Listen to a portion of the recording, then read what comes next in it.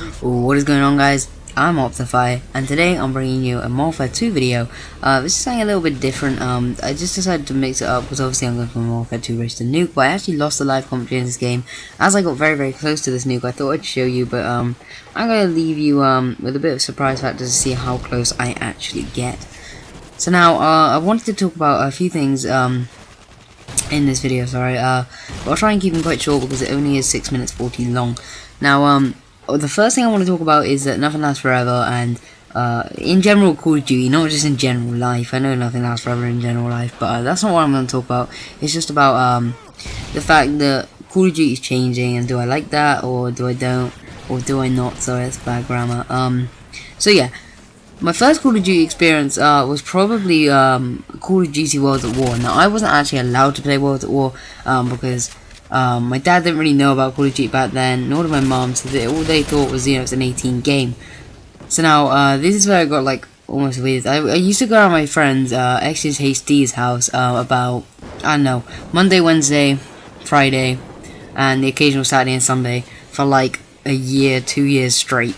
Now, every time I went around, I used to play Der Rise. Now, Der Rise was, if you guys don't know, the 4th map back in World at War. Now, this was, it was quite a good, zombie map to practice on. It was the most advanced at the time, obviously being the last map pack, and it was pretty good. It was a lot of fun to play, and there was a lot of stuff to do as well at the time, because then I'd get used to, like, training zombies and stuff and really having a lot of fun. So now that's my first experience with Call of Duty, and that's why I love World at War, and I will always go back on it. But obviously with Black Ops 1 releasing their last map pack, having Der Rise and Shino Numa and Zombie Brook and that to a token, I don't know, I kind of tend to go back on there a lot more.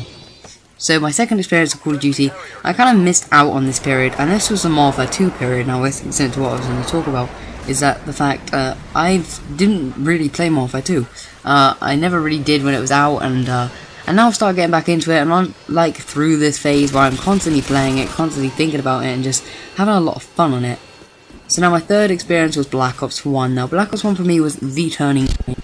This was a game that I had a lot of fun in, enjoyed a lot, and actually, without realizing, helped myself out a lot. Now, what I used to do was do combat training on Nuketown, and because I was watching a lot of YouTubers like C9 Syndicate, I used to pretend I was recording and pretend to go for something like a 100 kill game, or like a load of kill, just a 100 kill plus game, chopper gunners, massive kill streaks, dogs, all that crazy stuff I used to go for.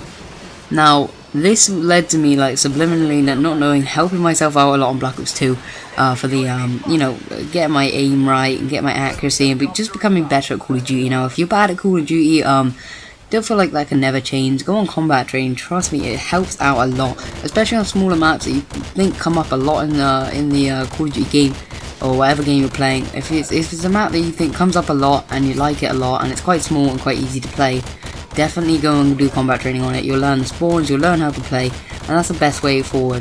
Or otherwise, you could just watch a load of YouTubers, and they also do a lot of stuff, and you can get to grips with the spawns and stuff.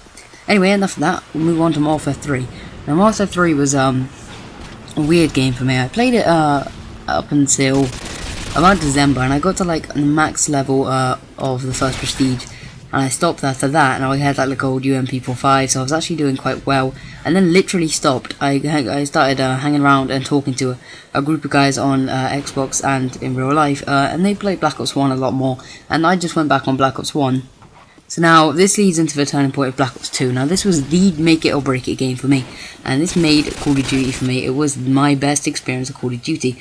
Now, I still go back on this game a ton. It is an amazing game, and I like it loads. That really doesn't sum up how much I like it. I've got like a 19-day game time, and I just play it a ton. This was my favourite Call of Duty for multiple reasons, but one, just because I have the best memories on it, just like a lot of people would relate to Modern Warfare 2 as the best game because they had so many good memories on it.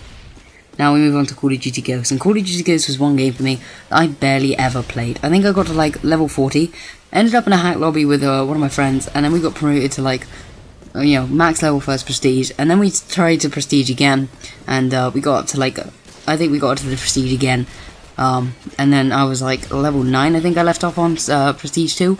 Now Call of Duty Ghosts for me, I didn't really like it, so it was kind of weird. I never really played it and never really enjoyed it, I suppose. It was just too slow paced, and I just wasn't a really good Call of Duty to watch and or play. Now we move on to Advanced Warfare, and we've only seen the trailer for this one. I'm not going to make too many prejudgments, but so far it's not looking like the game I'd like to play, you know, a lot, because it's just looking too futuristic for me. And the way I like Call of Duty is, you know, I don't really like it too futuristic, as there you see I down a 23 kill streak, 2 kills off the nuke. But I don't really like too many futuristic type games. I think it just looks like too many games like Titanfall and stuff. I like Titanfall for what it is, but I like Call of Duty for what it is. And I think going a different way is kind of weird, and I kind of don't like it. But for people like me in the Call of Duty community, you got to understand that nothing lasts forever. As developers of the game, they've got to change things. That's the only way forward. They have to change, they have to make new ideas. And even if we don't like that, some people do love that, but even if I don't like that, I've got to admit they've got to move forward. A World War II would have been a great game, but I really heavily doubted that was going to happen. I knew a new franchise was going to come into it. I knew it was going to be like Modern Warfare, as they kind of co-made Modern Warfare.